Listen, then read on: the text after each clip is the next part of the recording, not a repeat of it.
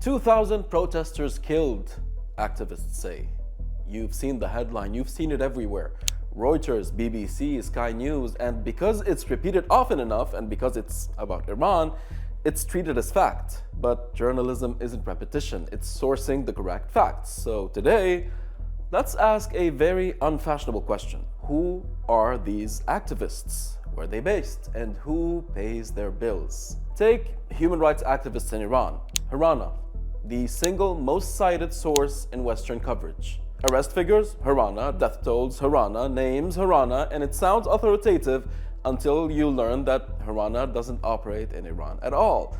It operates from Virginia in the United States, which is a bit like buying Brussels sprouts and then finding out they're from California. HRANA claims it takes no government funding, saying it enforces these limitations to maintain its autonomy. How nice of them. But tax filings show funding to the tune of millions for this nonprofit, and it is funded by grants from the National Endowment for Democracy, the same NED whose co-founder openly admitted that it does today what the CIA once did covertly. From $59,000 in donations in 2012 to over $1 million years later, all for an organization supposedly powered by grassroots altruism. Then there's the Center for Human Rights in Iran, CHRI.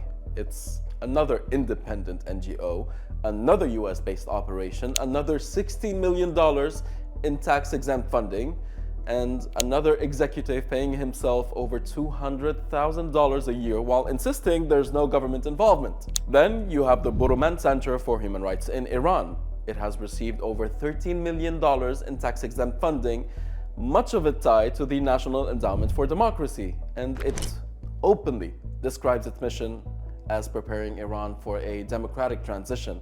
But its leadership, apart from supporting the riots and outright romanticizing them, has amplified calls for the US to wage war on Iran on the basis of humanitarian intervention, not to mention calls for the firing of Iranian academics in the US for daring to say that Israel may be behind the riots.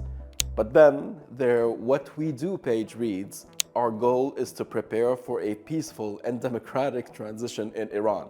And some groups don't even pretend. Tavaana openly admits it launched with US State Department funding, and millions of dollars later, its biggest public output appears to be webinars on circumventing internet restrictions, key questions by atheists, including, yes, the skill everyone needs for regime change, power searching on Google.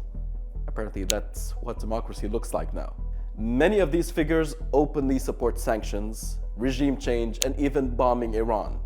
Some cheer Israeli airstrikes, and yet they all seem to call themselves democratic activists working to restore democracy. So when you hear 2,000 protesters killed, activists say, don't gasp, ask. Which activists, funded by whom, based where, and serving what political project? Because what this looks like isn't human reporting, it's a regime change marketplace. And Western media is its most reliable distributor.